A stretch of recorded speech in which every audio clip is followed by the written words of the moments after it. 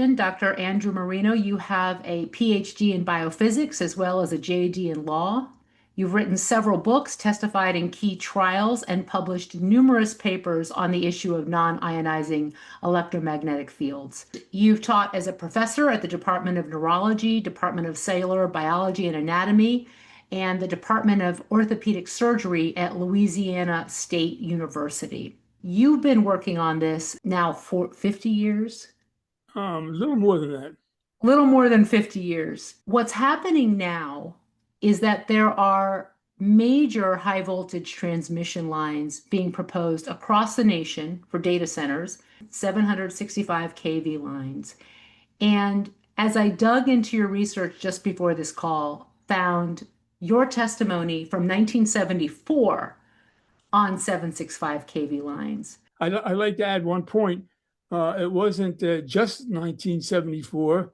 It was 1975 and 1976 for testimonies, and then the three testimonies. And then I put on my lawyer hat and represented myself and wrote three legal briefs. So I spent 4 years dealing with this issue in New York. So it was three testimonies and three legal briefs. And all of that is on your website at Yes. andrewmarino.com. Yes. And we'll put links to that as well below this YouTube so people can access it. So could you start out by telling me how you got involved in this issue? In 1964, I was a first year graduate student in the physics department at Syracuse University. And at the end of that first year, I was expected, I passed my qualifying exams, and I was expected to pick a specialty within physics. And I looked around and didn't like the choices I had. High energy physics, study of the parts of atoms, didn't interest me. Relativity didn't interest me. I mean, Einstein said everything there was to say about it. I saw no room for me. I liked solid state. It was a developing area. A thing called transistor was just invented, and it was leading to a thing called a computer, which had a massive memory capability. It was interesting, and the physics was great, but I just couldn't see myself working for some company, making a lot of money for them based on what I knew about nature. I just didn't like it. And in this situation, I was approached by a physician who had just risen to national and international prominence relating to electromagnetic energy and biological systems. He had come to the physics department asking for the help of a physicist student, wanted him to work in his lab, get his PhD doing research there. And I went for an interview because he had a lot of money he could pay, and he paid more than I was making as a graduate student assistant, just teaching freshmen and sophomores in college. He offered me a job and explained the kind of work that was going to be involved. And when he explained what it was, how it was happening, I mean, it just knocked me over. And before he stopped offering the job, I accepted. And it went in the direction of biophysics, specifically the role of electromagnetic energy in biological systems. I started then in the end of the 1964-1965 academic year. I spent the summer working at NASA, and then picked up in his lab in 1965 in September, and stayed there until bad things happened and the lab closed, and I went to LSU in 1981. Bad things happened and the lab closed? Yes, yes, yes. But Dr. Becker was just an incredible man. He was as honest as the day was long. He would not be pushed around. He stood up for what he believed, and he alienated the most powerful biochemists in the United States at that time. a man who happened to be the president of the National Academy of Sciences. And he used his influence at the VA and at NIH to cut off our grants. So I had to go someplace. And I left what was the finest job in the world between 1965 and 1981 and went to, turned out to be the finest job in the world that existed between 1981 and 2014 in Shreveport, Louisiana. Mhm. I was supported by a great physician in Syracuse, Dr. Becker, and I was mostly supported by a terrific physician, an orthopedic surgeon in Shreveport, Louisiana. I did not have to worry about where my money was coming from. I did not have to compete at NIH and NSF because they were already going down the wrong path to allow the study of electromagnetic energy to take place. They had already defined research in such a way that anybody who did it was not doing science. So I couldn't get much money from them. Every once in a while, I got some money. I slipped in the back door, but most of the money that supported my work for the 35 years I worked at Shreveport, Louisiana, the medical school, it was my department chairman. For people who might not know about Dr. Robert Becker, could you talk about his work and the findings and what you were working on with him? He asked a very simple question. It was not legal by the definition of biomedical research at the time. It was just not legal. But it was a valid question, regardless of what Philip Handler thought. The question was, how does the body know when a bone heals? How does it know to grow exactly the right kind of bone? Because arm bone is different than leg bone. How does it know to grow the right kind of bone at the exact right place? How does it know how to start? How does it know how to maintain the process? How does it know to stop? And how does it know that it needs to go in and get rid of some bone? The original dead bone has got to go, and the new bone was overperfused. There was too much of it. So that bone had to be what orthopedists call remodeled. It had to be removed because it served no physiological function. How is that system controlled? That was the question. He posed hypotheses related to the flow of electromagnetic energy carrying information back and forth within the system, because healing is a system-wide. It's what I call an emergent biophenomena. It's not just here or there. It's a property of the entire organism. He asked the question of how it could happen, did some supporting experiments. They turned out to be world shaking results. And in a period of 10 years, this is between 19, between 1961 and 1966 or 1967, he published a series of papers in the most prestigious journals in the world, explaining the evidence that supported a hypothesis that these regulatory systems in the body, things that had to exist because it was regulated and it was controlled, something had to be doing it. It wasn't, he used to say, the finger of God. It was something in there.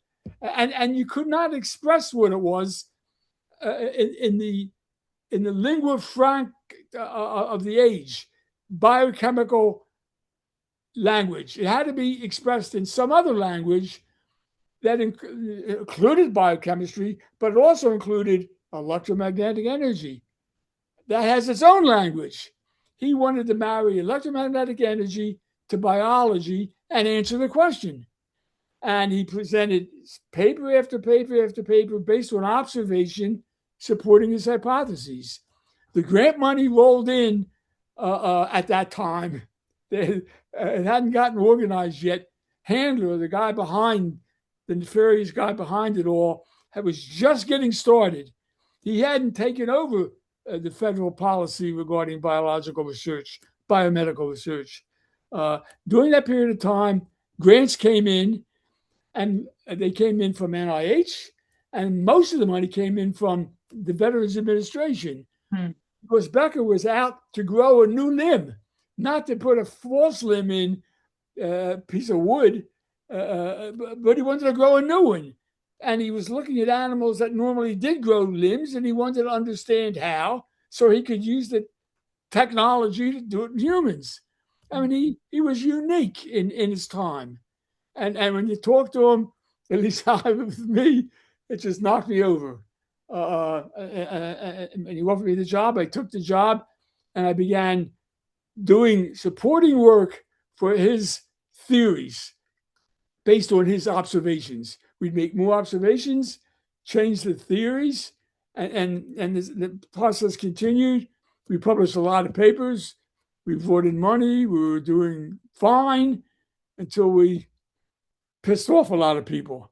And in the middle of this process, to get back to your second question, Becker was invited by the Navy in now we're at 1973, the end of 1973. He was invited by the Navy to review a special series of biological studies that were funded by the Navy, because the Navy wanted to build the largest antenna in the world. This antenna, and I kid you not, was going to cover 33% of the land area of the state of Wisconsin, literally. And it was going to send energy out into the stratosphere. It would bounce back, penetrate seawater, and submarines way under the water could receive it because it had that kind of an electrical characteristic. The energy could go through seawater. Most frequencies, it can't go through seawater. This happened to be a frequency that did.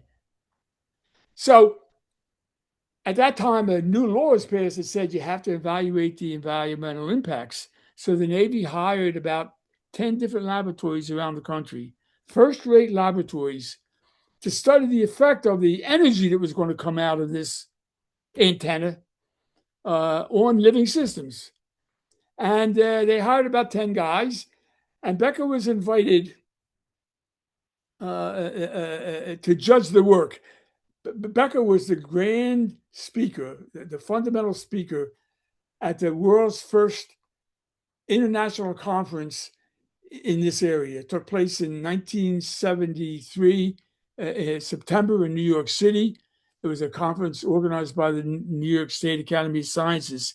Becker was the keynote speaker, and he gave a knock 'em dead talk. I mean, at the end of the talk, the people in the audience stood up and stopped clapping, and they wouldn't stop. The next guy is going to speak, trying to get him to sit down.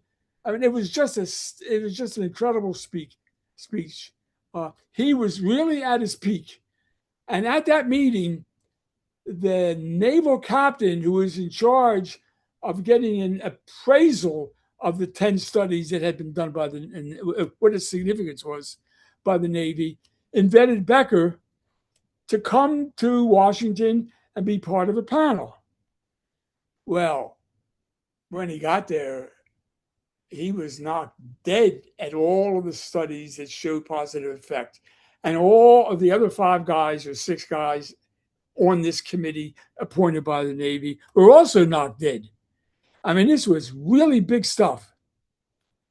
The thing that really knocked Becker dead was that the energy levels being studied, and listen, I kid you not, this is specific and exact, the energy levels from that antenna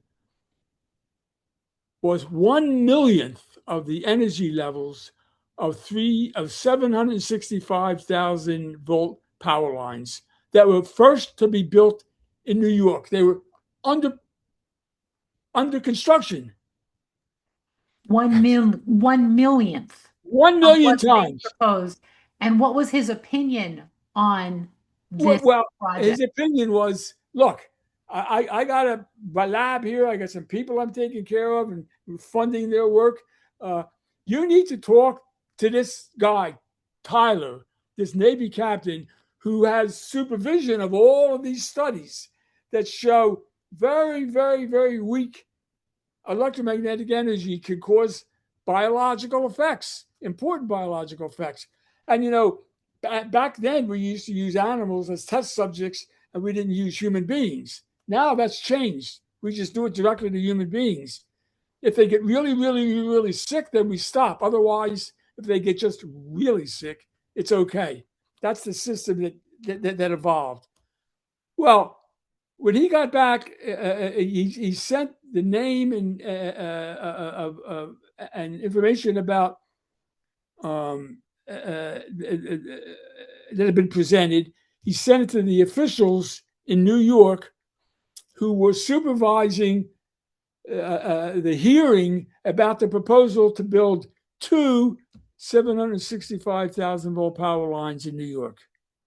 He said, look, it's going to be a million times stronger than this antenna, and it has effects. Think twice about this. Talk to him. Well, he wouldn't talk to them, so they had only one choice. They sent the lawyer who represented the people at the hearings to Becker and said, listen, will you testify directly because we can't get anything out of the Navy? Becker thought long and hard because Becker hadn't run afoul of anybody. The money was coming in. He knew it was going to piss off people, but he knew what he had to do. So he agreed. He agreed only if I was also asked to participate. I had just graduated from law school a year earlier, a month earlier. So we both asked the VA if we could serve pro bono. We're not going to get any money. We're just going to do it as a service to the public. And the VA is going to get some kudos for its people helping the public. The guys going to testify for the power company were making tens of thousands of dollars. We were making nothing. We just wanted to stay alive. When Becker saw that those guys were saying bad things, namely that there's no problem about these power lines, the Navy wouldn't cooperate. That wasn't its mission. It was a position it took. So Becker agreed to testify, and I agreed because I'd go to hell if Becker asked me to do it. So I saw the lack of wisdom, but I also saw the necessity for truth. So I did, and the upshot was we fought for 3 years. It was the first and only time that a state agency recognized health risks due to exposure to man-made electromagnetic energy. They canceled one power line altogether. That was the one that was going to be built by a private company. They approved the second line. That was going to be built by a state agency. So you didn't want to have one state agency clamping out the next state agency. So it gave that agency permission to build the 765,000 volt power line.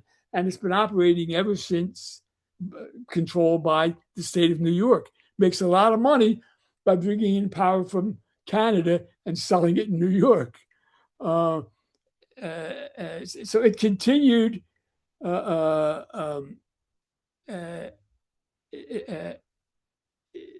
of the criteria was that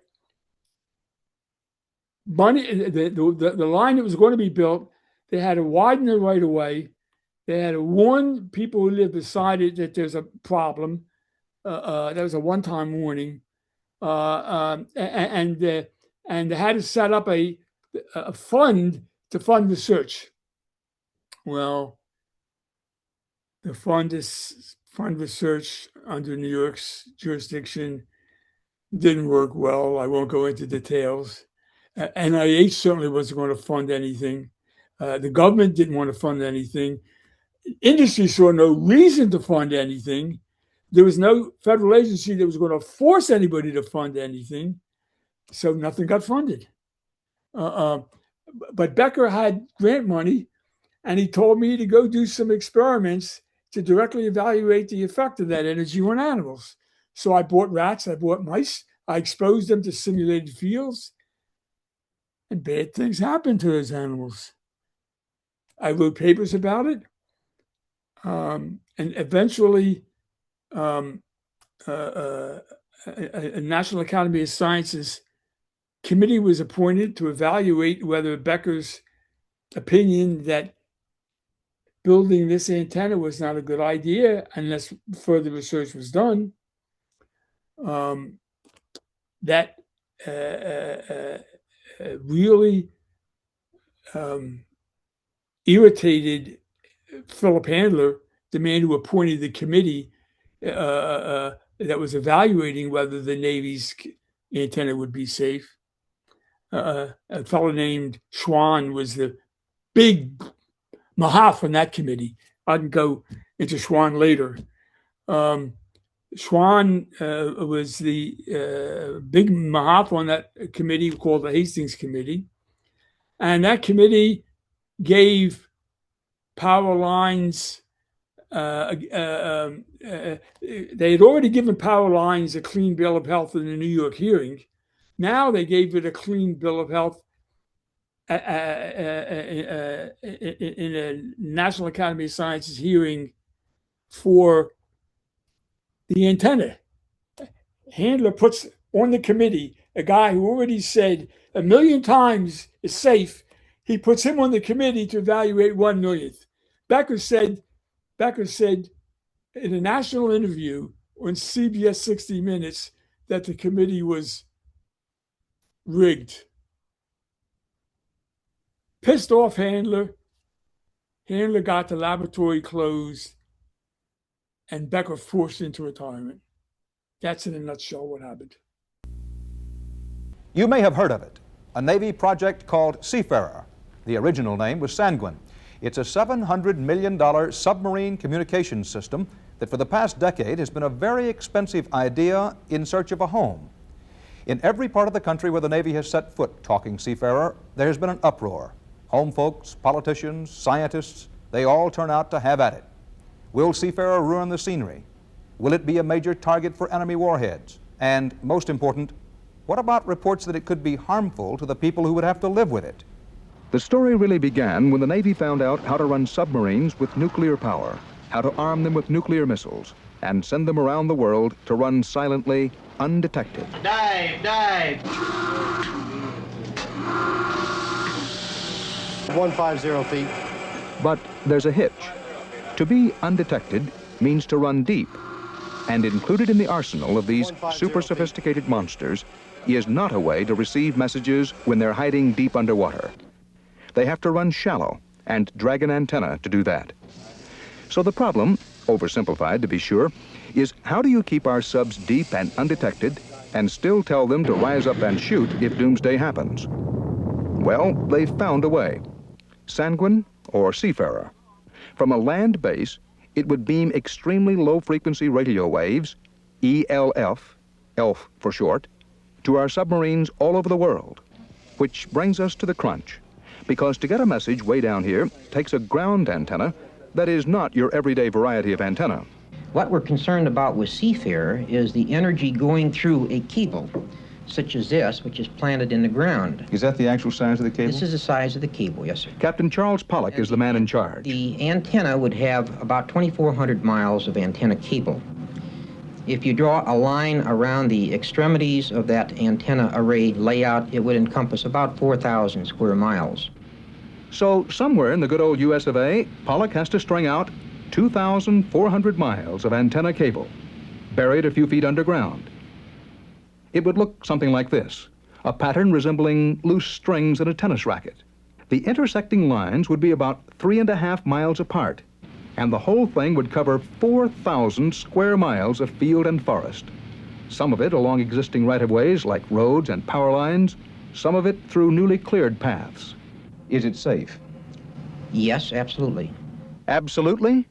Well, not to people like this scientist. Are you telling me there's a possibility that electric current generated in a fashion such as this could possibly cause heart disease and/or stroke? Yes. You have to know that that's a mind-blowing thought for a lot of people, including me. I'm aware of that. Dr. Robert Becker is Chief of Orthopedic Surgery and a medical investigator for the Veterans Administration in Syracuse, New York. We have to pause here for a bit of explanation. Historically, the scientific community, almost in its entirety, has maintained that to be harmed by electricity, you have to be shocked or burned. That the low-level doses surrounding us most of the time, from electrical appliances in the home, from power transmission lines, or from the Navy's Seafarer project, could do us no harm. That's the Navy's argument. Now, are you telling me that it's fair to say, accurate to say, that a housewife is exposed to more low frequencies in her home in the course of doing her day-to-day chores than she would be from seafarer? Many, many times more. You're certain that's a scientific fact? That is a scientific fact. Dr. Becker wouldn't disagree with that. What he'd say is that you may not be safe even in your kitchen. For 20 years, he and his staff have been experimenting on the effects, if any, of low-level radiation on living things. He is one of a small but growing group of scientists around the world who are turning up information making them believe that low-level electrical fields do affect us. For instance, using very low-voltage currents, he has made broken bones that wouldn't heal by themselves grow together again. And like most scientific discoveries, it's a double-edged sword. If those carefully controlled low-level currents can heal bones, well, it makes people like Becker wonder about uncontrolled electrical fields from household appliances, power lines, and seafarer. I was a member of the first ad hoc committee to evaluate the biological studies that were performed for Project Sanguine. And I most certainly sat there and listened to several studies that had very definite effects, yes. Animals exposed grow at a slower rate than control animals. A number of projects have shown this to be true. The second area in which definite effects do appear is that exposure to this type of field seems to produce stress. Is it true that the Navy repressed that report for better than 2 years? The Navy did not disseminate the report widely. This is the report he's talking about. It was done at the request of the Navy by a group of top scientists. They reviewed experiments performed on possible effects of ELF radiation on living things and raised some red flags. That was in 1973. The report finally got out a year ago. Now, in looking at some of the early experiments, there were effects noted. There were differences of opinion among the scientific people as to whether those effects were significant. There were also differences of opinion as to whether they were deleterious. It's our position now, and I fully support that position, that we have not seen any significant deleterious effects that can be attributed to a seafarer system. Human volunteers were exposed to the same sort of magnetic field that the Sanguine antenna would emit. And there was a very definite indication that following such exposure for a 24-hour period of time, that these people experienced considerable elevations in their serum triglycerides. To a physician, elevated serum triglycerides are a danger signal. It could indicate stress, heart attack, or possible stroke. The experiment Becker mentioned was done in Pensacola, Florida. And out at their test facility in Clam Lake, Wisconsin, the Navy also examined the people working there. It wasn't a controlled experiment, but the results were similar to those turned up in Pensacola. A significant number of them also had elevated serum triglycerides as well. A significant number. A significant number. Elevated triglycerides can come from a large number of different reasons. It can come from diet, it can come from alcohol, it can come from sickness such as diabetes. The question is, did the people that we saw down there, which was a very small number, were there elevated triglycerides due to other causes, or was it due to an ELF? The Navy duplicated the Pensacola experiment using monkeys instead of humans, and they say the monkeys are just fine. But aren't you troubled by this research project, as you describe it, with humans that at least raised the question that exposure to low frequency could make a difference in one's blood chemistry? Mr. Rather, one of the most difficult research efforts that you can undertake is experiments with human beings. Human beings are not as easily controllable as are animals. And the National Academy of Sciences, several years ago, in reviewing our research effort, specifically recommended that no effort be undertaken with human beings. That 1973 report minced no words on this subject. Under the heading, Urgent and Absolutely Necessary, the panel of scientists recommended further animal and human studies. Since the human part of that is not being done, the first people to be exposed to radiation from Seafarer would be the people living on that grid. The Navy over the years has spent almost $100 million on this project. They tried to put it in upper Wisconsin, but Wisconsin's Melvin Laird, who was Secretary of Defense at the time, vetoed that idea. They have looked at government-owned land in the Southwest, but say that special geological features there would make it cost too much. So they have set their sights here, in the far north of Michigan, in a beautiful remote area known as the Upper Peninsula. There is a lot of wilderness here, and about 150,000 people. The fishing is great, so is the hunting and the scenery. What money there is to be made comes from tourists. There's some lumbering and some mining, which around here provides a few jobs and a lot of memories of what it used to be. In short, it's not an area of great monetary reward, but the people get a smug satisfaction out of sitting back and waving to those of us in hot pursuit of progress. And if the Navy dreamed of easy pickings when they saw all this land and so few people, well, they learned their lesson quickly from the likes of Eunice Carlson. She was born and bred up here. She owns a farm and is a professor of microbiology. Many find it offensive that something which is not good enough for the people of Wisconsin, and they didn't want it in Texas, suddenly then it is good enough for the people of the Upper Peninsula. It didn't take long for the word to spread.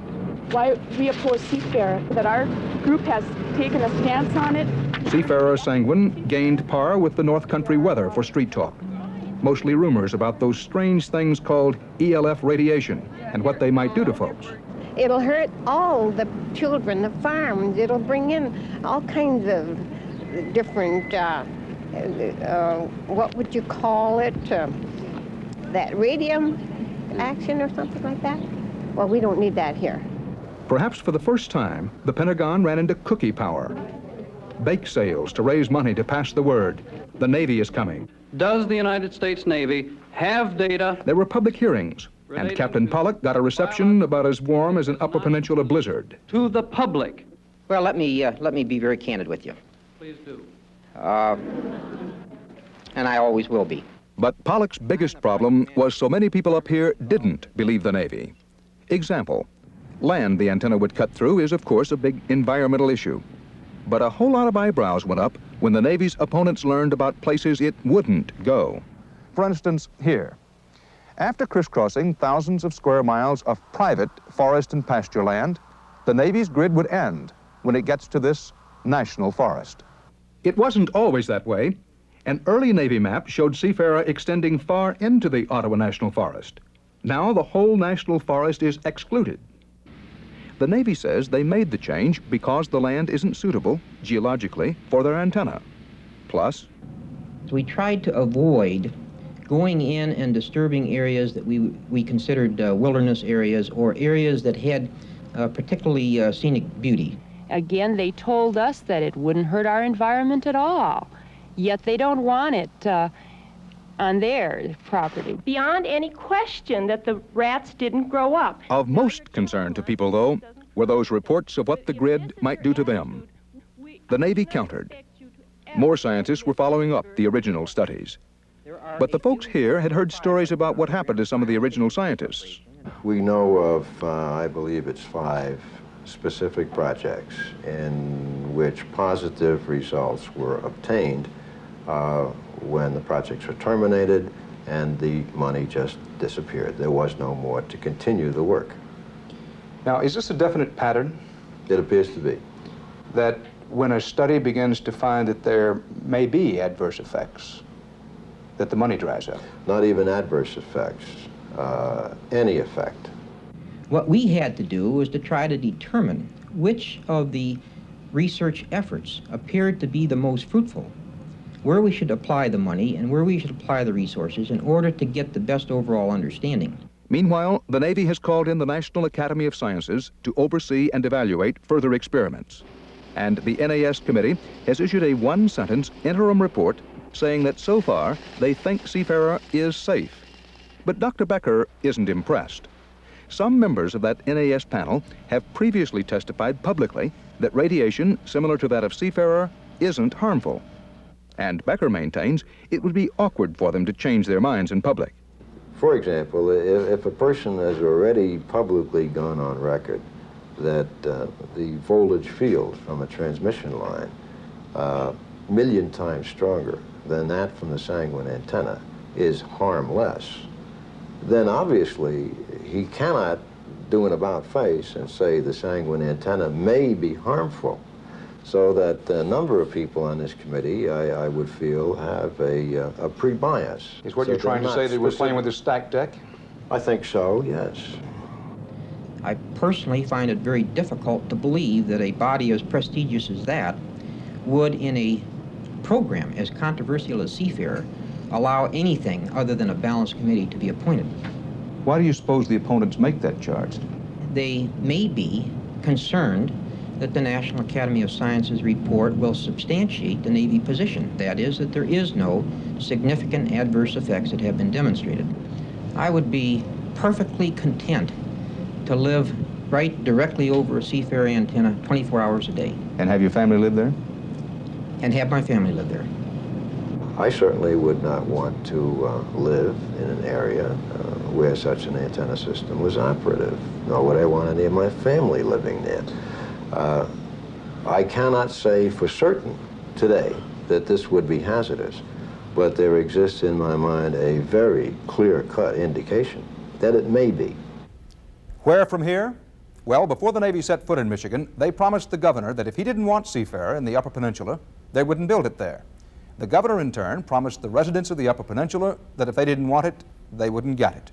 In past months, the people in 9 counties affected have, by a 4-to-1 vote, told the Navy to stay out. The governor concedes that's pretty convincing, but he says he'll wait for that final National Academy of Sciences report sometime this spring, and then maybe hold another vote. And the Navy, they're still convinced that someday they'll be talking to submarines from the Upper Peninsula. Wow. This was Project Seafarer. Yes. Well, it was originally Sanguine. Now it's referred to Sanguine Seafarer because it was going to be 33% of the state of Wisconsin under Sanguine. That's when I first met it. But then Becker raised these problems. People up in Wisconsin raised problems, and the antenna got smaller and smaller and smaller and smaller. And finally, you got down to 1/10 of 1 mile.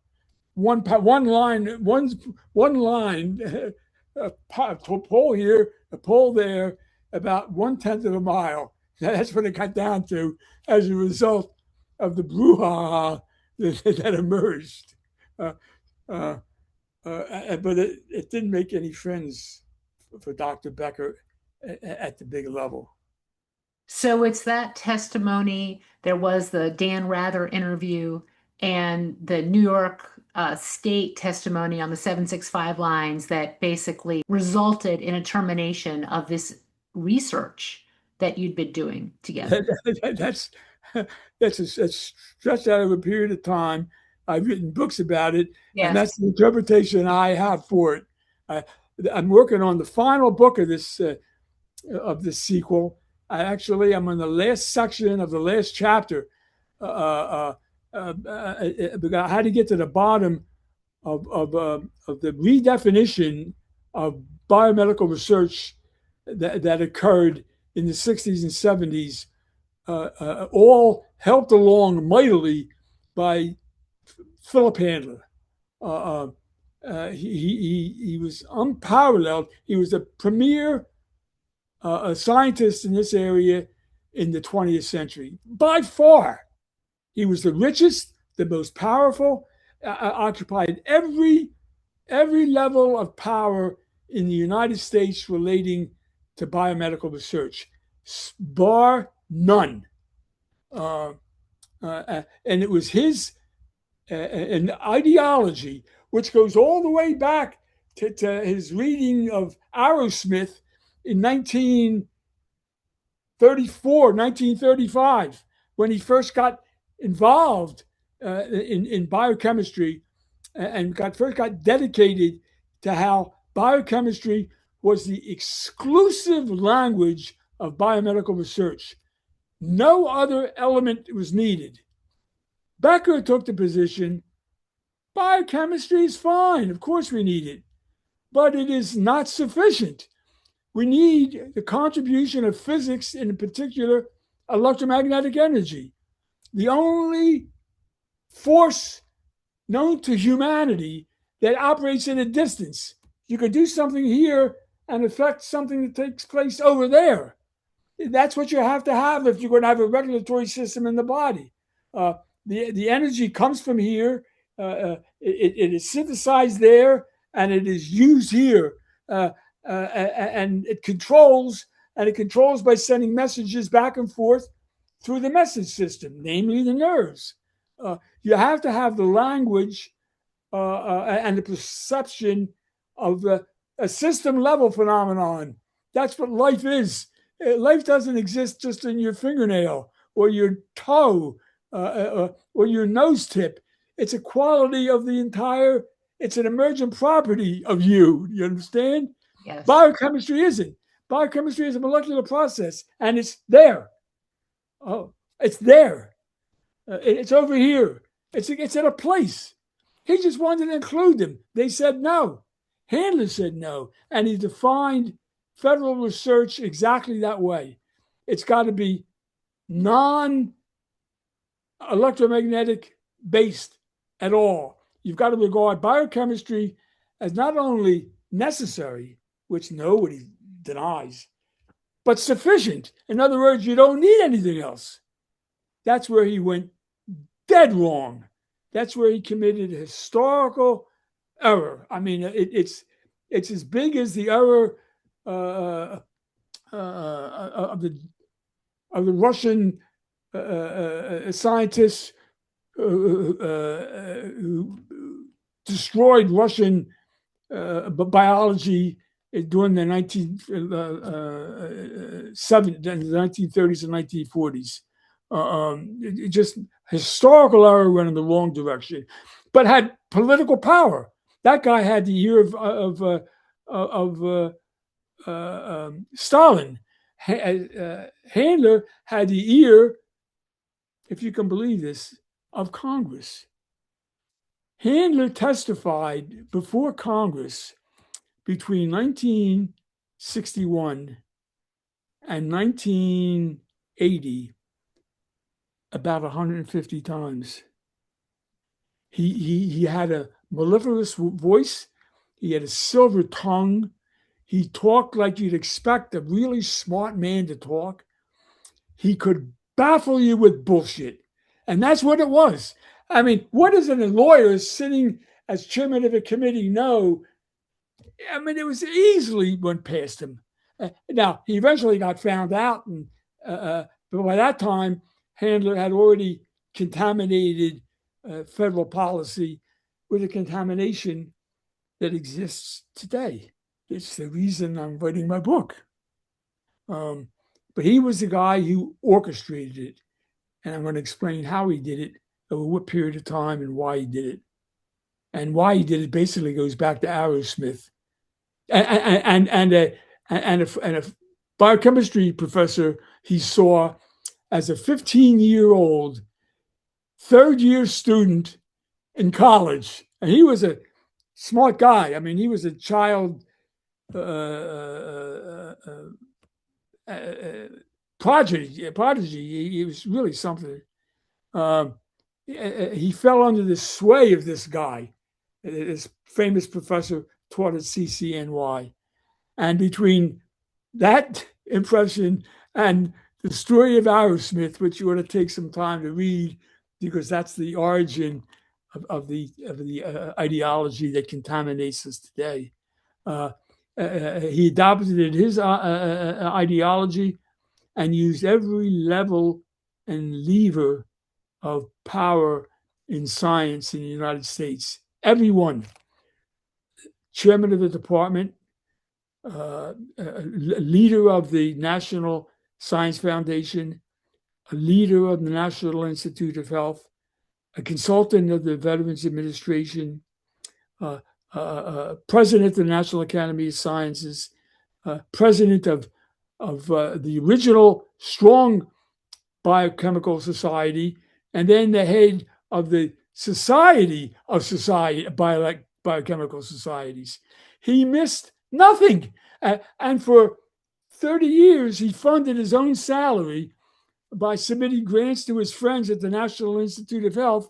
They sent the money to Duke, which when he arrived at Duke was a backwater little place, and he will tell you that himself. There's an interview on TV or it's available online where he calls it backwater. When he got there in 1939, got a deferment from having to go to war, and then stayed there and was funded after a few years getting his feet on the ground.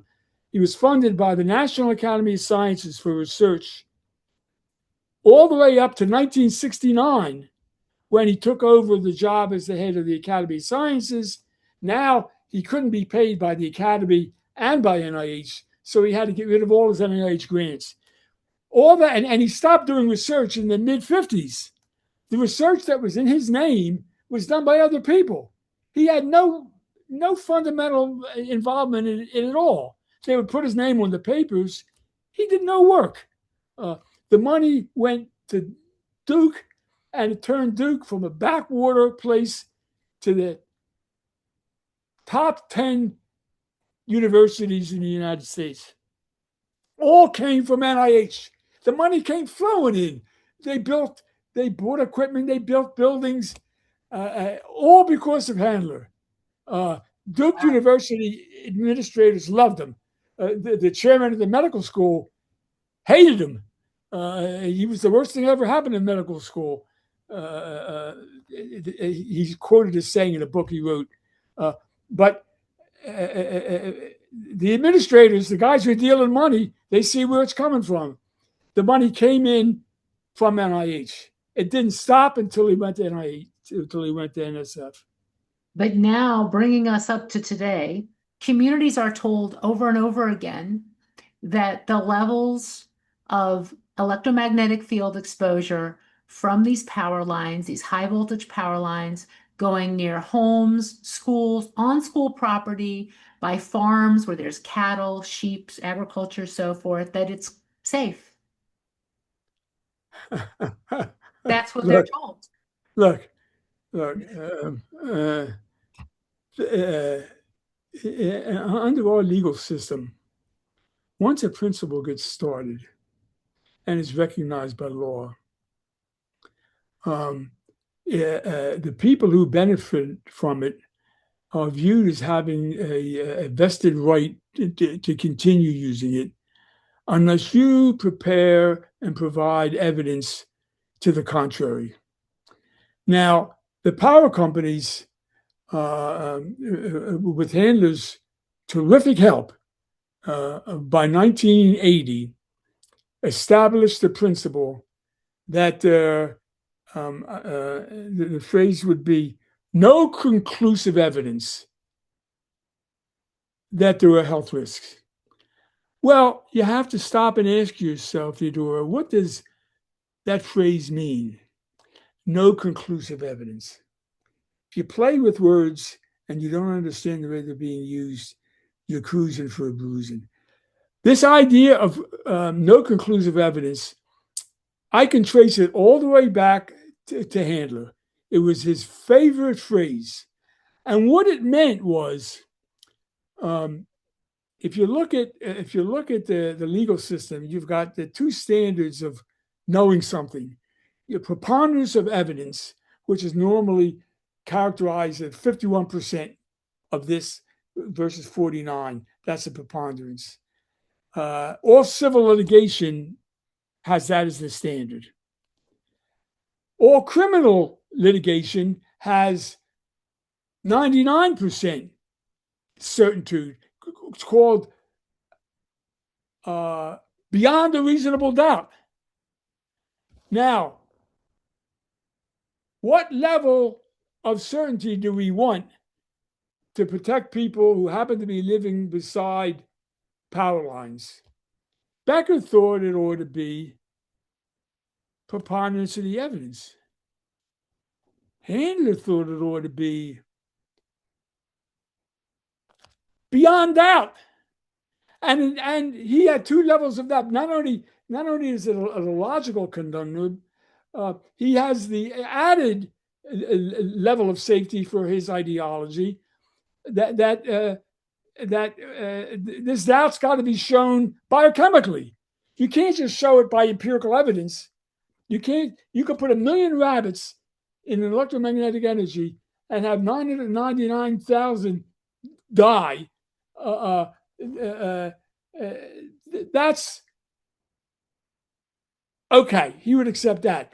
But if only 87,000 died out of 100,000, now wait a minute. That's not conclusive. That's not conclusive. He got that rule applied. And once it got applied, it benefited industry. It benefited the electrical industry in particular. But then that spread to myriad, the latest one being the cell phone industry. It benefits them. And where is anybody going to come along with evidence to find 99% sure it's going to hurt somebody when it's not possible by the laws of biology and biomedical research to make such a showing? Nothing. Let me say it again. Nothing is 99%. You can't reach that level of certainty in science. You can reach it in logic and in policy. For example, you're a German foreman on a jury. You're going to do it by definition. These people have to say beyond a reasonable doubt he's guilty. You can do it with words, but you can't do it with observations. Do you understand? I do. And, the statement that it's not established, hear that all the time. And also what I hear from industry financed consultants on the power line cases, which I'm sure you've heard for decades, is they start quoting other entities, which are actually self-referencing entities which are industry captured generally. Absolutely. All of the regulatory, all of the private committees or boards or committees that you see are all right. the toys of the industry. They are, the word biased, it seems too weak to explain. Their grants come from the industry, their salaries and their consulting fees all come from the industry. Who are they going to defend? Poor Joe, who's living beside the power line and has a variety of good reasons to be concerned. He's going to be told there's no conclusive evidence. And these big name committees say so. Now, he doesn't know how to go investigate the pedigree of those committees and draw a line back to who pays them. He's a guy who's a farmer. He doesn't do that kind of stuff. And he doesn't have money to hire lawyers to go do that kind of stuff. And once this system gets rolling, God forbid the guy who tries to stand in front of it, he's going to get steamrolled unless he has. I long ago decided, as long as 2005, 2006, that unless one of these multi-billionaires gets convinced and puts up the money, and I was almost ready to take part in a famous 2002 lawsuit by a neurologist who got a brain tumor, and he wanted to be he sued in toxic tort. He wanted to be paid millions of dollars for getting that because he had used a cell phone by his ear for 400 minutes a month for years. And one of the most famous tort lawyers in the country took that case. I won't go into names now. He's represented as one of the stories in my book, in Going Somewhere. He took the case and then wanted me to testify to essentially what I'm telling you. Well, what's going to happen is they're going to hire Schwann and several people like him, and he's going to say the direct opposite. Now, as I did in the New York hearing, I wrote the cross-examination for every one of their experts, and we took down big time every one of their experts.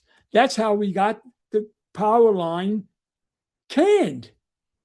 And if you go look at the testimony, if you want to fight your way through it, for $5, the state of New York will sell you a DVD with every testimony on it. I got it. Okay. Well, I read it. well, you'll never make sense of it because you don't have a map to go through it. But I'll tell you what it's going to say. What it's going to say is that the power lines are completely safe, and there's no reason to believe otherwise. That was what came out, and that's the rule today. That's what prevails today. It never got changed because who else? I mean, you saw what happened to Becker, and I didn't quite jump into it. I was going a different path. I knew physics and I knew biology because I had learned it. I didn't learn it in college, and I didn't learn it in graduate school. I learned it working for Becker for 13 or 14 years. And I knew the territory well. I knew every aspect of it. I know where all the bodies are buried. I know where all the false logic and the false arguments are. I know what their Achilles' heels is. In the case that I'm just describing, I said to this lawyer, who, by the way, got billion-dollar judgments in cases I'm not going to go into. So to say he's not a good lawyer in toxic torts would not be accurate. Here, now I never tried a case, but I knew how to cross-examine a son of a bitch. All right? I knew how to do it. And I knew that unless we cut that guy's legs off, the judge is going to say this. All right, look, you got this guy Marino saying this. It sounds all right. Then we got these 15 guys. They hired me to face 15. They brought 15 guys in, big names. And all 15 said I was full of crap. And I knew they were going to do that. Now, the only way to win is to take each one of them down one by one, which is what I did in the New York hearings. And that meant I had control of the cross-examination, not you, Mr. Billionaire Maker, because you got your way not on the basis of science, you got there on the basis of bullshit. I was going to do it scientifically. He did it using the tricks and games of lawyers. I did not want to do that. That benefited nobody. That would have been a shame. That would have falsified my whole life. Well, he said no. So I said, go ahead and try the case. He didn't lost. He got cremated. No. And there hasn't been a successful toxic tort case since, and never will be. There was a National Academy of Sciences panel. I'm sure there were many, but there have been all of these panels that have concluded no conclusive evidence of harm. Can you speak to those? Everyone was appointed by Handler. Everyone was rigged. Everyone has an unsubstantiated conclusion.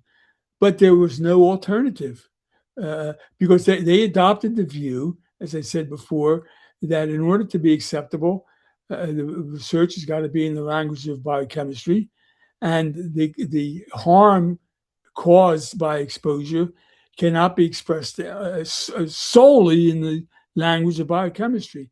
The language of physics is needed. He knew nothing about physics, wanted to know nothing about physics, and thought it was irrelevant.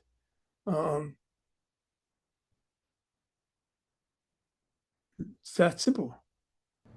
Bringing up till today, the National Council on Radiation Protection and Measurements, which has been reformed. I don't know if you know that they have a non-ionizing radiation entire new website that has been put up with, I believe, David Savitz, and they basically say the same old song, which is not conclusive.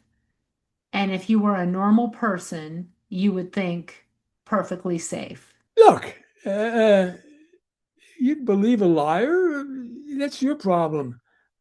Savitz was the guy who was in charge of the New York program that was required based on Becker's and my testimony. Becker and I applied for a grant, and he turned us down. He then spent $5 or $6 million for nothing. The program produced nothing. He has been walking back and forth in this issue for 35 or 40 years. Putting Savitz in charge of something seemed to many people like, gee, they're not as biased as they were. Well, he's at the end of his career. He's not going to fight anything. He's going to go along as he always has, and nothing's going to change. And even if he wanted to change, he'd be outvoted by the guys on the committee who work for the company. It's just a joke. It's just a rigged system. Your big mistake is when you start giving it any credibility at all. Those committees and every committee appointed by the Academy, of which there are only a few, I can think of 3 or 4 right off the top of my head. Everyone was rigged. I wrote a letter explaining why everyone was rigged, and Becker signed the letters, and you saw what happened to Becker. Right. The new NCRP statements are now being put up by industry on their websites. Well, of course. What else? They've been supporting it from the beginning. Why wouldn't they put it on their website? It's their employees that wrote it. I mean, it'd be crazy if anything else happened. That's normal. So you're turning up the dirt in your books. Thank you so much for doing this. I'm really excited about your new book. But can you share in a nutshell what you see as the biological effects that people should know about, that policymakers and people on the ground? I talk to communities across the country. It's the same story. Eminent domain, lands being taken over, meaning that right in the back of their houses or farms are going to be these new lines with the edge of the row feet from their home.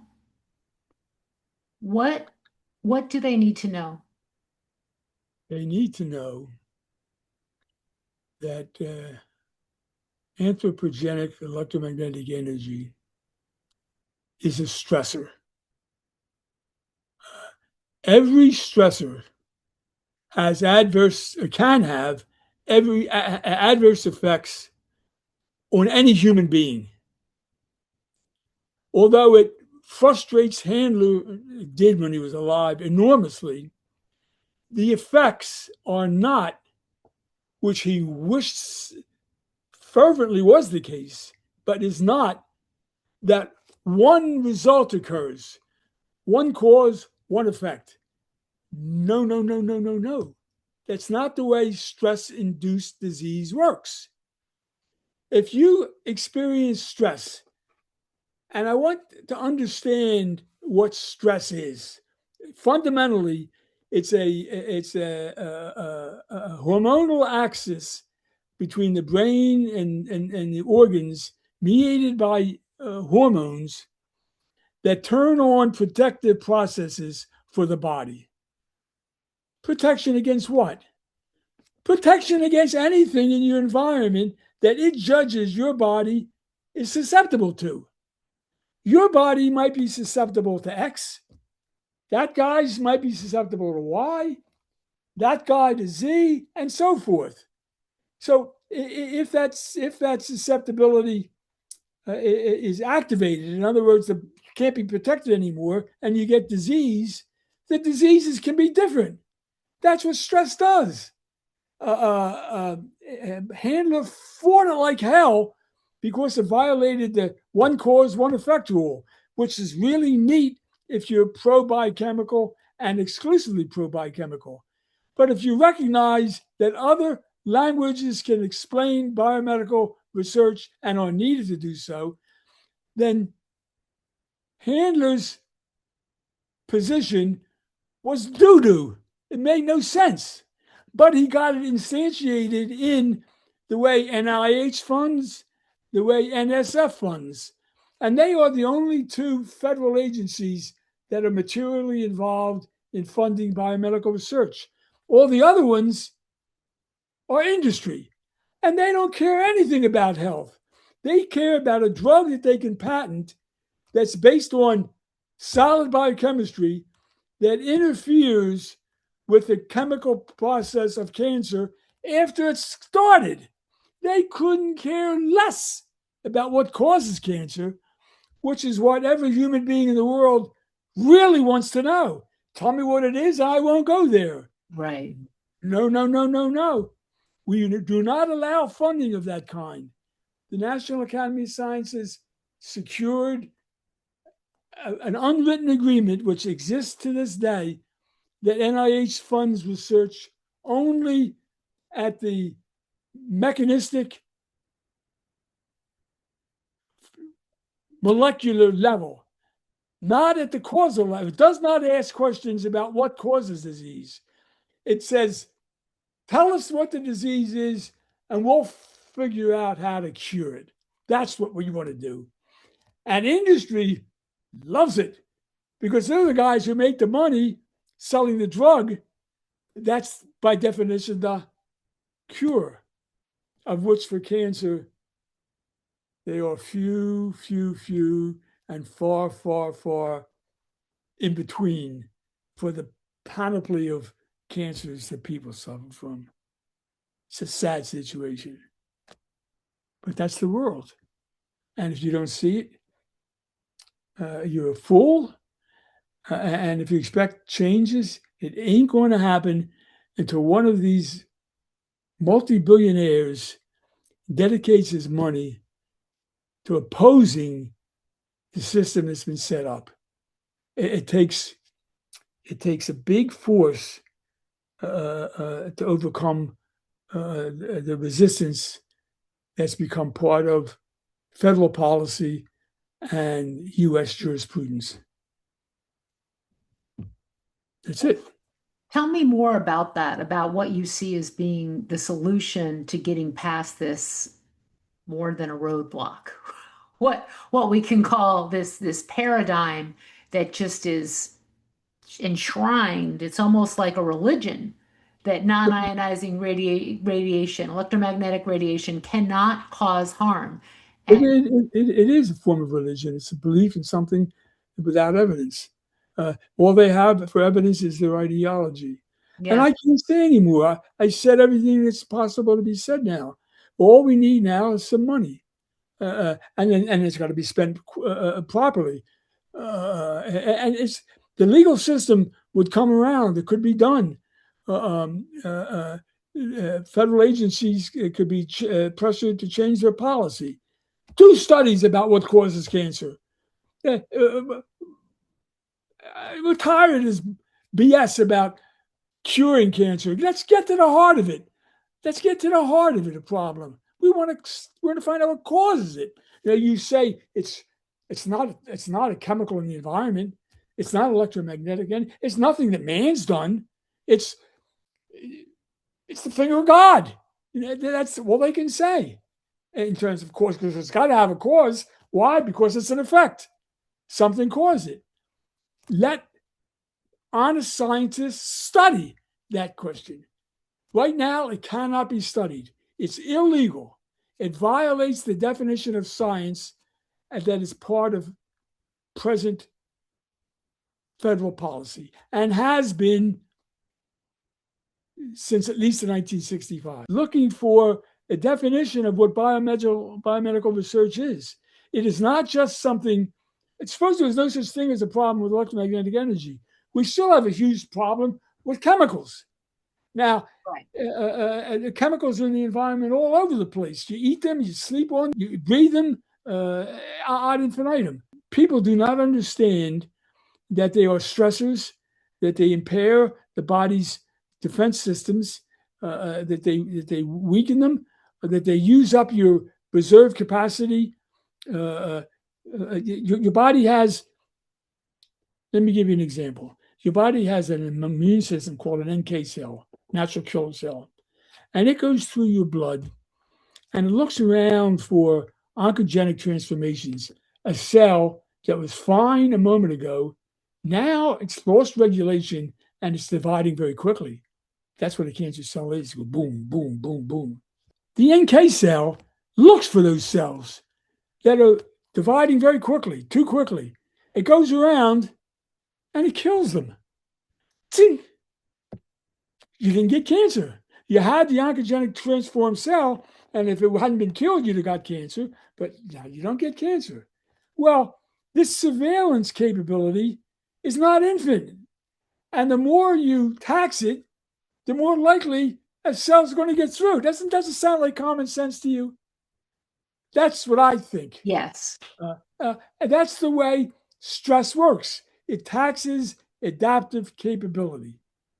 Electromagnetic energy is only one factor. Take it out of play, you still got the same issue with all the drugs and chemicals that you breathe in or put on or regard as something that makes you more beautiful, so you paint it on your face, and on and on and on and on. That's a way of looking at the world. It's a way of defining what valid biomedical research is. And right now, the definition is faulty. It's wrong. It's a mistake. It doesn't help people. And ironically, it continues to be maintained using research that's purely molecular, reductionistic, we call it, breaks things down into little pieces. And they make the people who get the cancer pay for it by doing those studies on the tax money that they pay. That's the ultimate irony. They pay, in effect, for getting cancer. It's like turning a Mack truck, but I'll tell you, I think things are starting to shift. I mean, they've been now with these data centers, which are using up so much energy. So there's all this new electrical grid equipment. And people are coming on to this because unlike RF, with extremely low frequency fields and so forth, we don't have any limits at all. And it's creating a situation where people are asking more questions about this issue. People don't count. You haven't gotten that. People don't count. Do you understand? What counts is money, which can be used to hire people who say that what the people say is doo-doo. Do you understand? The only thing that's going to win this is not just people. Well, if they all went to the polls simultaneously and voted a certain way, now something might happen. But that's unlikely. Unless you change the system for how that view is fought, you just can't. It just can't be a groundswell among a populist groundswell. Don't count on that. Populist groundswells, Theodora, come and go. That's not the way to build a future. That's not the way to protect your health. That's not the way to protect ordinary people. It's got to be by directly confronting the lies and distortions and biases that stand in the way of truth. Yes. If you're not ready to do that, step aside. Go do something else. To move that into policy, I mean, there is no research program even looking at electromagnetic fields itself, right, in the federal government right now. Of course not. Right. Of course not. Who the hell would do it? Well, which one would come close to having that within its jurisdiction? None. Right. It's a bad situation. It's a bad situation. All I know is I think I've done my part. I mean, I'm at 85. Eternity is right over there. Okay, so I just got to get this last book finished, and if I live long enough, I'm going to write a book that undercuts the vast amount of publications that you see in the literature, which are doo-doo. You've got all these third order, fourth order, and fifth order countries.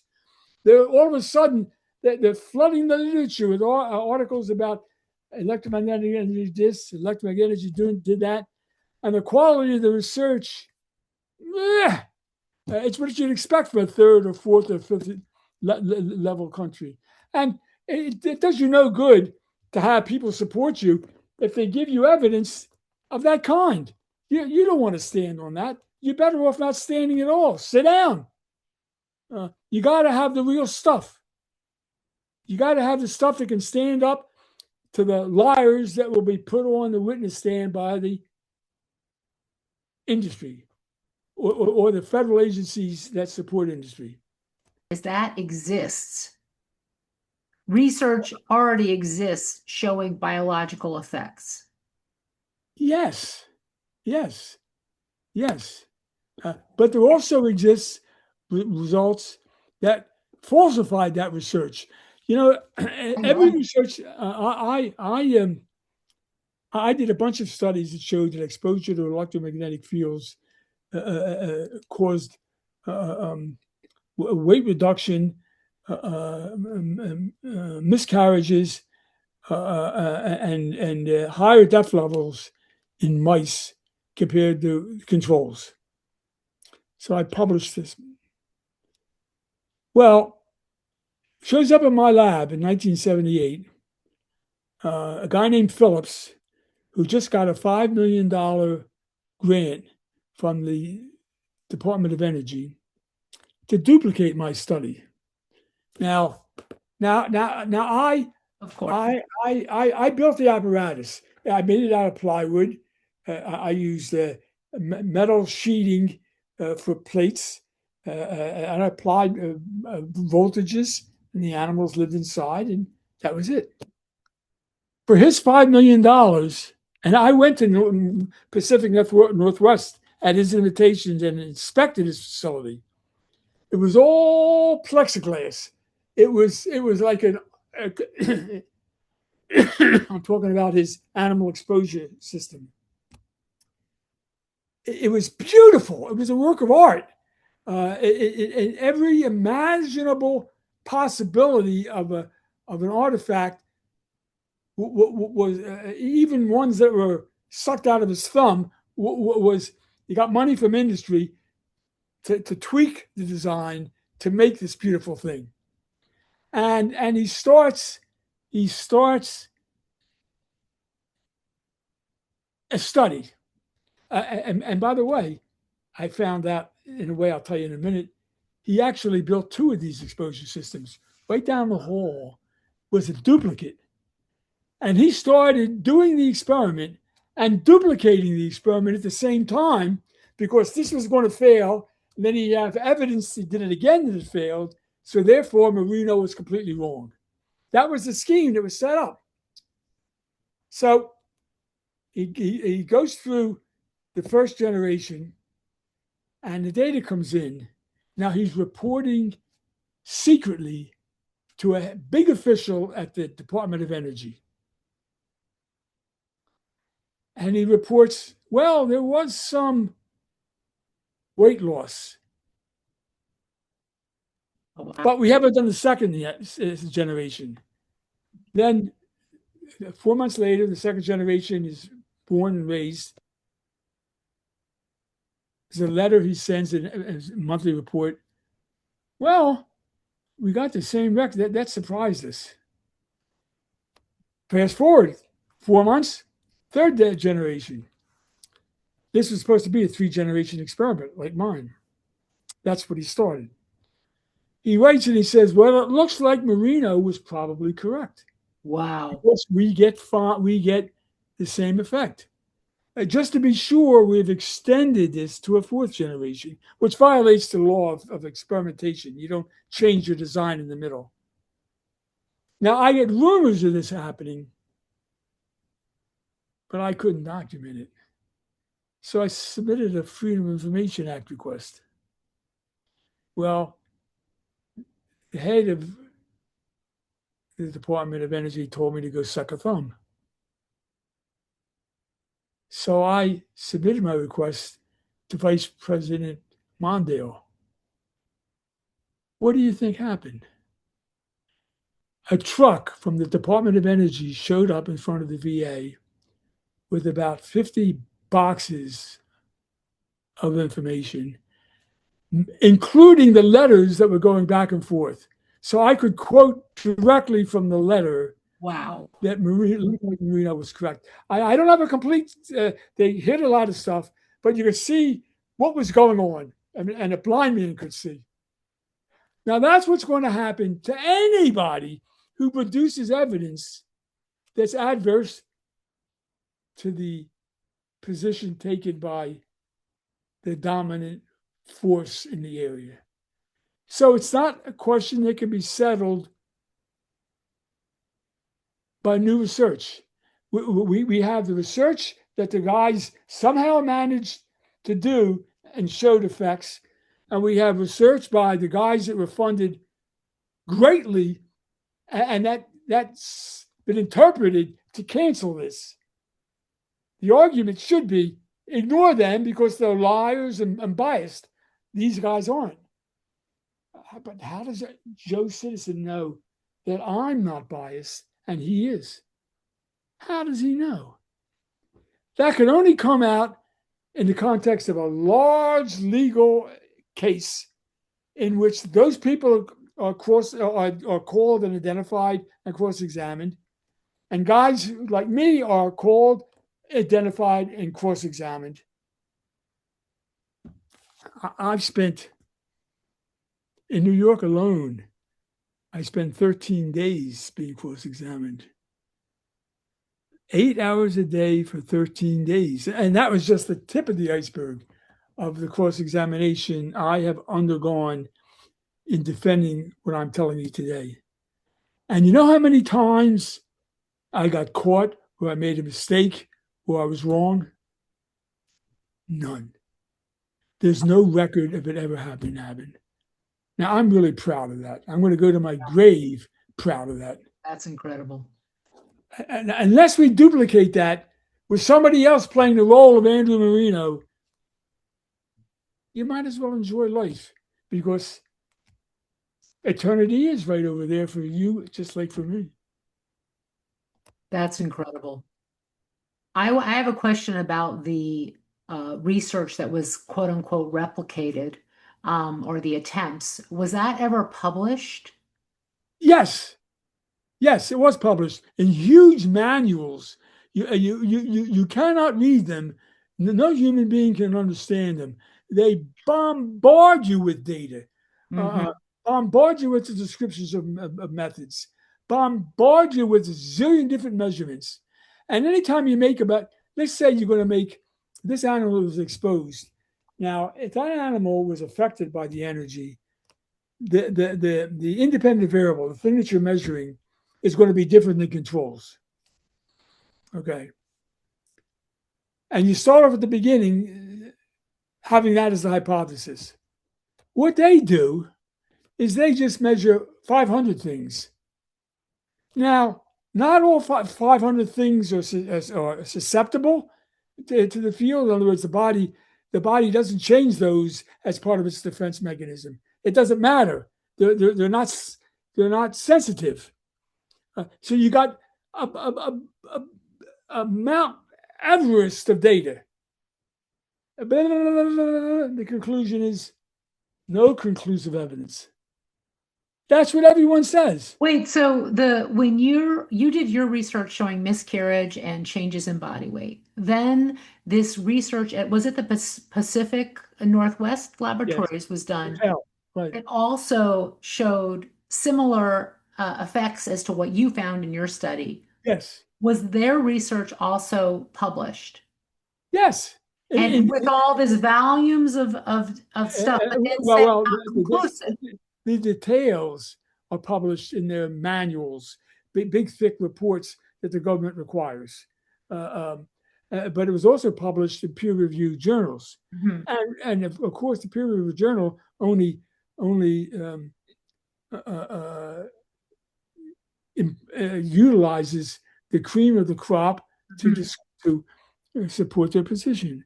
So it's like reading, and you're just wasting your time. It's like asking the devil for an honest answer. So those findings, though, where you described how they said, well, Andrew Marino, we're seeing the same thing. Was that anywhere, or was it just all wordsmithed out?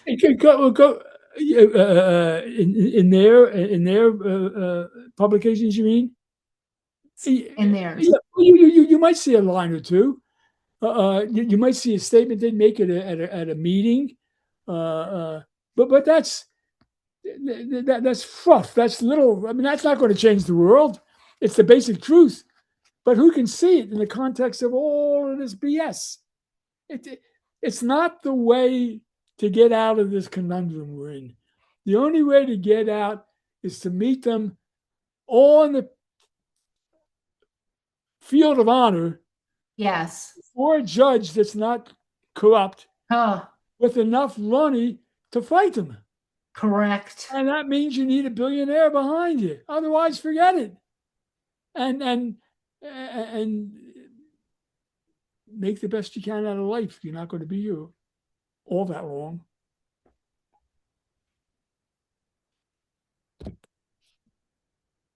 Yeah, well, I mean, people are there are lawsuits, although not so many in the public eye now as there used to be. There's not a lawsuit that's worth a dime.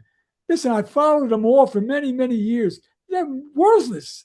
What they do, there's nobody in the world dumber than a lawyer when it comes to science. Lawyers pride themselves on knowing nothing about science. They never studied it in college. They never studied it in law school. They never studied it anywhere. They don't know anything about it. And they have, they can bend any way to pick any kind of science that supports their client. That's what a lawyer does. He's got to support his client. The solution is not more research right now. The solution is, what are the rules of the game? What will you regard as evidence of a health risk? That's never been considered. Handler avoided it like the plague. Because you see, it's not a question that can be framed in the language of biochemistry. But we have to frame that question. My argument is, animals are used as surrogates for human beings to determine whether a certain entity, either energy or chemical, has a biological effect. By biological effect, I mean affects the way your body works. You know, when you get up in the morning and you put on a black sweater, you do not expect the blackness of your sweater to be a factor in your health. A red sweater would be probably no different. That's the assumption that you make. If a factor affects your biology, if I can measure something in you, the level of this hormone, the velocity of this neural pulse, the presence of this enzyme, anything at all, and I can measure a billion things. I measure anything. If I can measure something that routinely changes when you put on that black sweater, I would be faced with two hypotheses: either the heat that's retained as a result of the sweater, or the color of the sweater. Those are the distinguishing factors. Are biologically active, and then I'm going to have to go ahead and test them in separate experiments. I test the color and I test the heat return. That's the way it goes. You look for something that has an effect. Now, you can't use human beings for that because oftentimes you have to kill them and take the blood and tissue out, all right? So when we started inventing herbicides and pesticides and all these chemicals, we devised a system for applying it at certain doses to animals and seeing at what point, if any, that's remotely reasonable, it produces biological effects in the animals. Now, if you find something that you breathe in or that you ate, a food additive, you give it to animals. I gave butylated hydroxytoluene, which is a preservative that's still put in food. I gave it to animals and it buggered up their lungs. Now, so I wrote to the FDA and I said, why are you legalizing this? It had an adverse effect on lungs. Shouldn't you at least warn people about it? They said, well, there are animal tests that showed that only at high levels it caused effects. At low levels, it didn't cause effects. And I said, well, maybe you didn't wait long enough or you didn't have enough animals because it was not a sensitive response. They said, look, that was the result of the study. I went and got the study, and wasn't the study funded by Hercules Powder Company, which is the world's biggest manufacturer of that chemical? That's the kind of stuff that happens all the time. But the underlying reality is that if this substance affects animals, it's likely to affect you, or at least has a reasonable possibility of affecting you.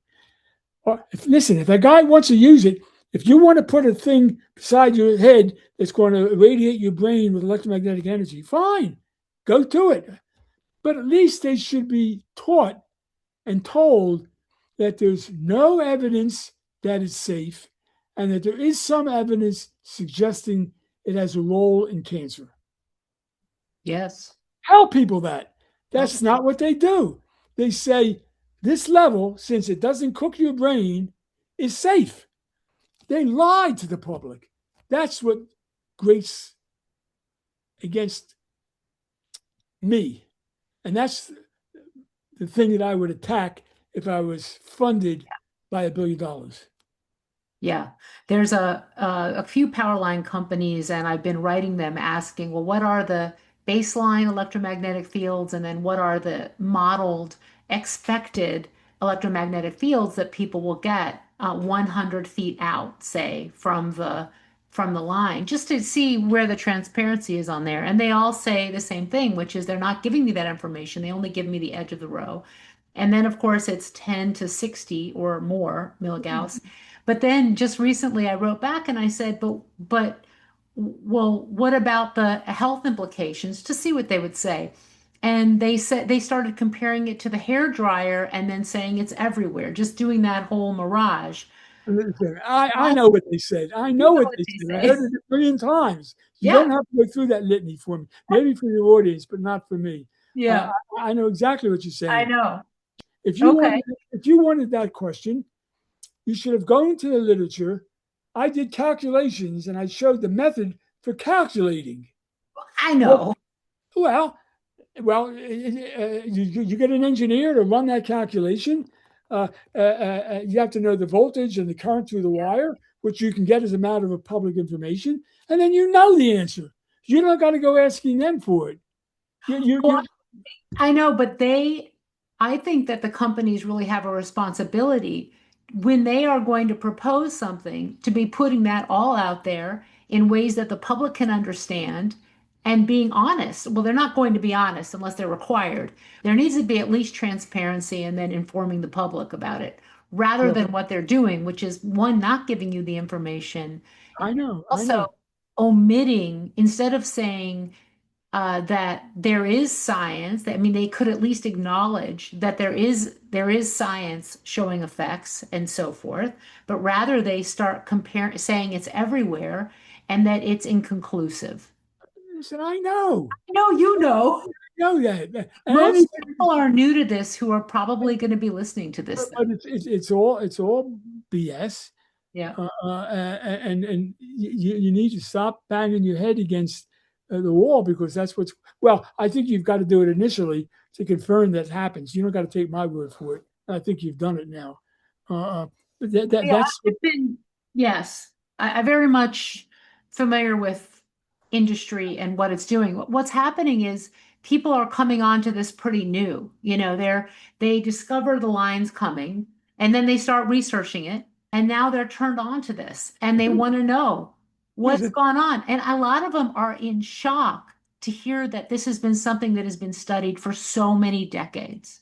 Let And me say it again. I know all that. I I've been know. there a million times. You need to decide what you're going to do about it. You need to you got your own agenda, but you don't have to convince me. I know that. Yeah. That's the way the world. So the thing you have to consider is what is the most efficient way to go about changing it. I really am focusing on policy and first putting sunshine on the lack of not just a protective framework, but really any regulatory framework, certainly for ELF. We don't have research. We don't have even, I don't have a national monitoring or measuring program. I mean, what is that? Like we have it everywhere. So all of these regulatory checks that you would expect, they are not in place in the United States, certainly. Well, So what you need to that's do, what you need to do is do it and document it. Then you can go to some people who might support you, but they're not going to just listen to what you're saying now. They're going to want to see some documentation, and it's not going to be easy to get, and the arguments are not going to be easy to put together, and it's going to take. You're going to be a lot older, and there's going to be some gray hair. oh, I was executive director of an EHT when we sued the FCC on this. So we're still engaged in that for their RF limits, which have no review, and did all of that work in background. Now, and I got started on this with an interest in power line ELF actually, and then shifted to RF, which is where all the interest was. But I actually think this issue of the lower frequencies it's coming up again, and it's a place to be. I don't think requesting that the EPA or that the federal government do what it needs to do is necessarily like if we start with that, they're going to stack it with their people. Oh, it's So terrible. yeah, Terrible. so I don't see that as the road right now. No. Did I suggest that? If I did, I certainly didn't mean it. It would make sense if you didn't have that element of industry influence, which is where we are. So even a court of law, though, everything is it's kind of like checkmate.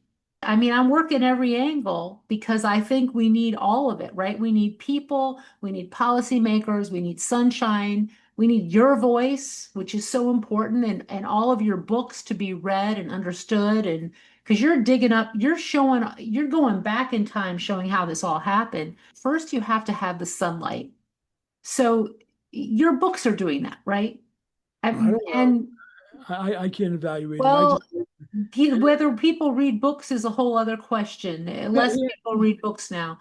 And that's why I think having videotaping, getting that content out in ways that people can understand it, it is a piece of this puzzle. There's no question, because otherwise people don't even know it exists. Yeah. Policymakers aren't going to do anything without the public. There's not going to be this shift at the regulatory level without all these pieces in place. Yeah. We have to start writing history, which is exactly what you're doing. I'm past the part where you are now. I've lived that experience.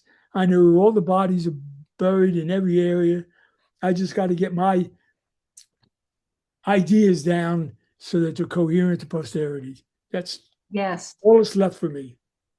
And if I get a chance to do this next book, I'm going to talk about the kind of research that you should consider. But that's only a piece of the apple. You're looking at the bigger apple. The more important and the more salient and the more immediate problem. I'm not going to say I'm looking at eternity. Well, I thank you so much for this conversation, and I thank you for your incredible work over the last few decades. It's a pleasure talking to you, Theodora. I enjoyed it.